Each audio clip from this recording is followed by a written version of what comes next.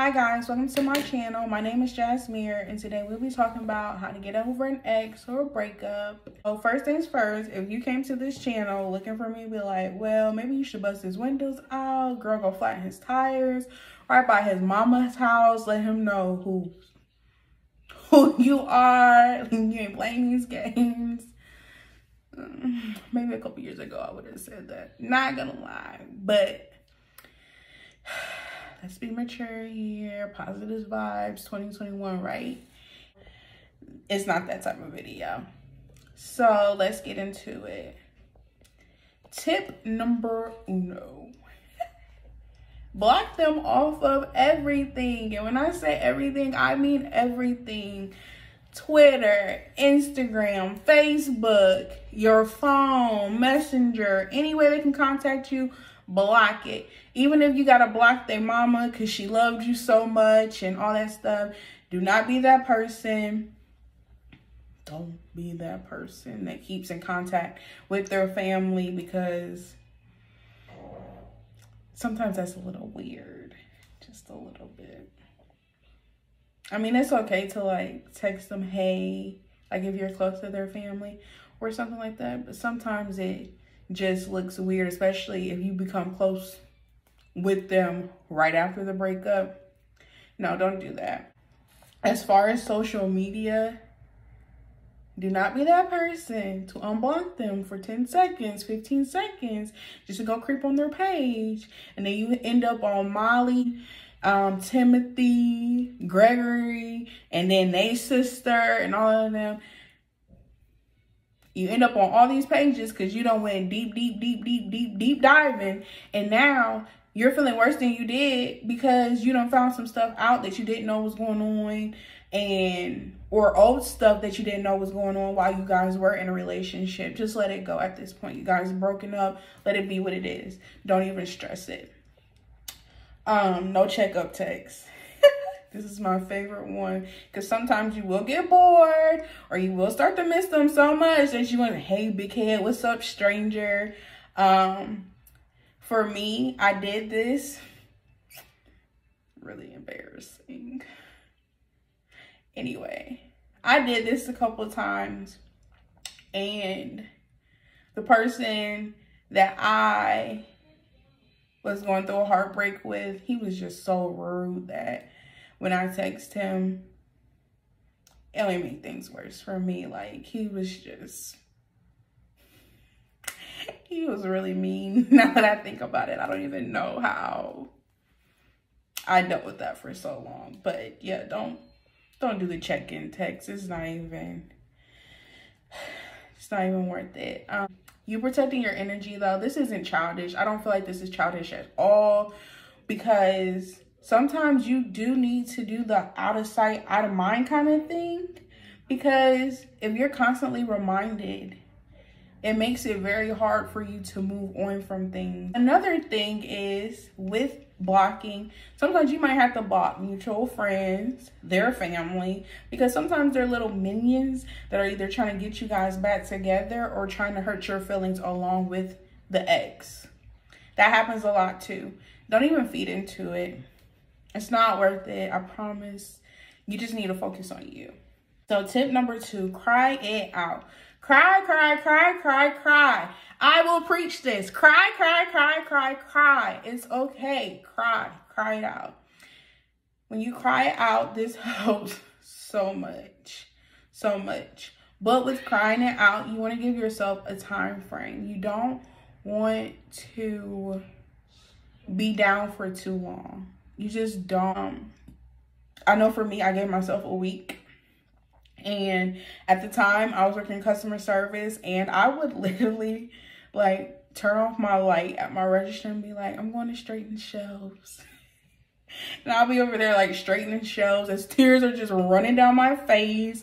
And I know some of the customers probably saw me. None of them really was like, hey, is there anything wrong? I think probably because it was awkward, like. But it's okay to cry. It's okay to mope. Just give yourself a time frame. Don't get stuck. Don't get depressed. It's easier said than done. But There are better things waiting for you. I promise there are better things waiting for you. Crying it out does not make you weak.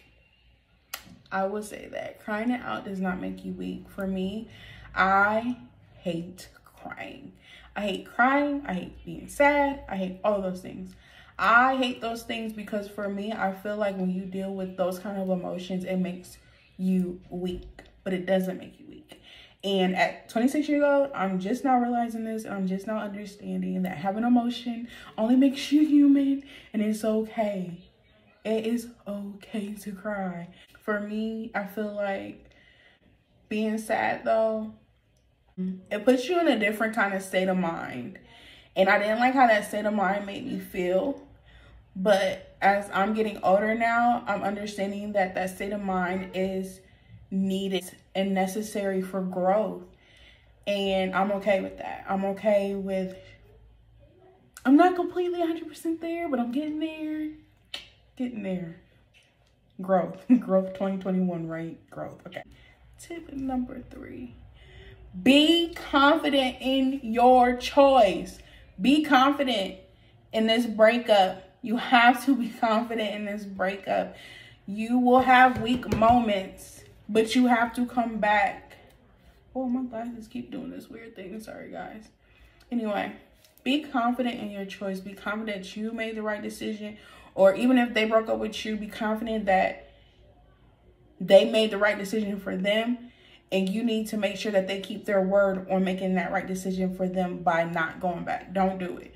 Don't make this a back and forth ongoing thing. It's just not healthy. Number 4. This is really important as well. This may be the most important one, honestly. It is important. I cannot stress this enough. To heal properly,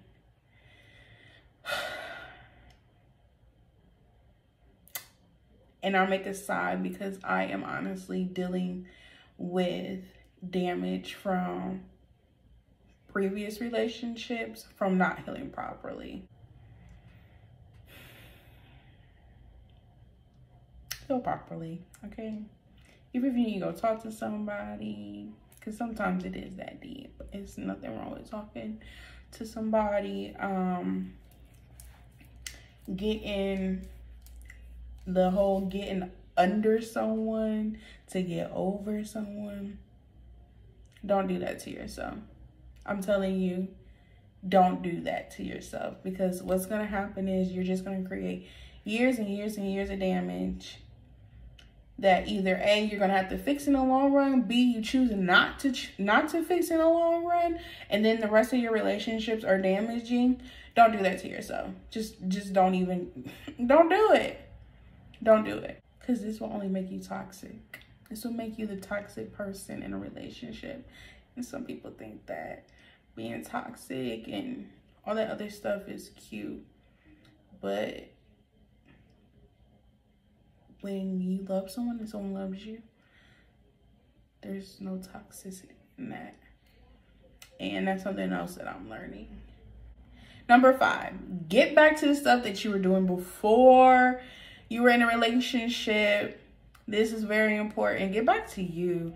Get back to hanging out with the girls. But for me personally, I used to hang out with my boyfriend with my friends. So, I mean, that wasn't really a thing for me. But get back to the things that you used to do before you were in a relationship. Because sometimes you become so consumed with your significant other that you forget about you. You forget about the things that you used to like to do. Because you guys become so routine in the things that you guys do that now it's like you're not doing the things that you used to do, the things that used to make you happy. And sometimes that's even the reason why you and your relationship don't work, because you become so consumed with each other. Like, being consumed with people or your significant other, that's not healthy, not to take time from each other. But we can talk about that in another video. If you'd like me to do an unhealthy relationship or red flags about an unhealthy relationship, comment below and I will get that for you. But yeah, guys, get back to the stuff that you used to like to do. I know for me, I like to bowl. That's so weird, but I like to bowl because that's something that me and my dad used to do when I was younger. Me, my sister, and my brother and my dad, my dad was like part of a tournament, but after his tournament, it was usually like on a Friday night or a Saturday night. And you know, for me, like where I grew up, Saturday night bowling, Friday night bowling, those lights went out, disco ball came out, and this was something that was like a ritual with, you know, my dad and my siblings. And I love bowling. Like, that's just something I've always loved doing because it's a memory that I love about us. Tip number 6, surround yourself with family and friends. I love hanging out with my friends. I love well, I said friends, like I got a couple friends though. I'm likable. I think I'm likable. Anywho, and I definitely love hanging out with my family. I'm very family oriented. That's where I spend 90% of my time is with family. You definitely want to surround yourself with people that love you. Because there's going to be a time where you do feel lonely. There are going to be times where you do feel sad. There are going to be times where you do feel like you're just by yourself, and sometimes you might even feel empty, you know. And just surround yourself with people that just love you and that are genuine to you, so that you can feel what you're missing. It might not be the exact same, because, you know, significant other, like how they make you feel is different from how like your friends and family make you feel, and I get that.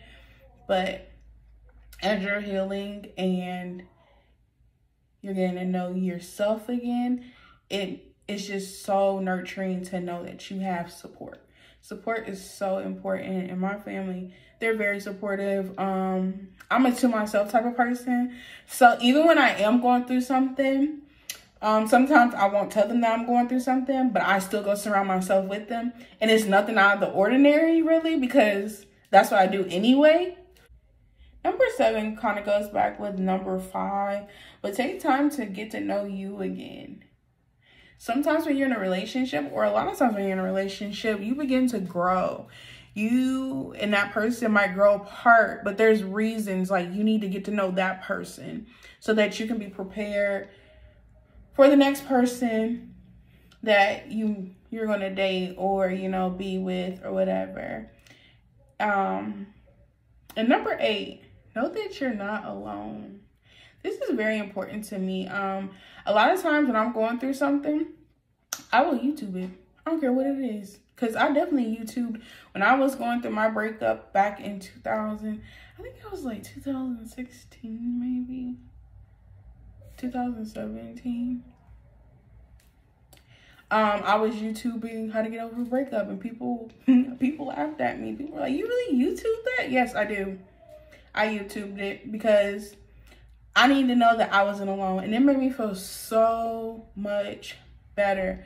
So much better to know that I wasn't alone. You don't want people to feel that pain, but the fact that you know that you're not the only one going through it, it makes you just feel so much better.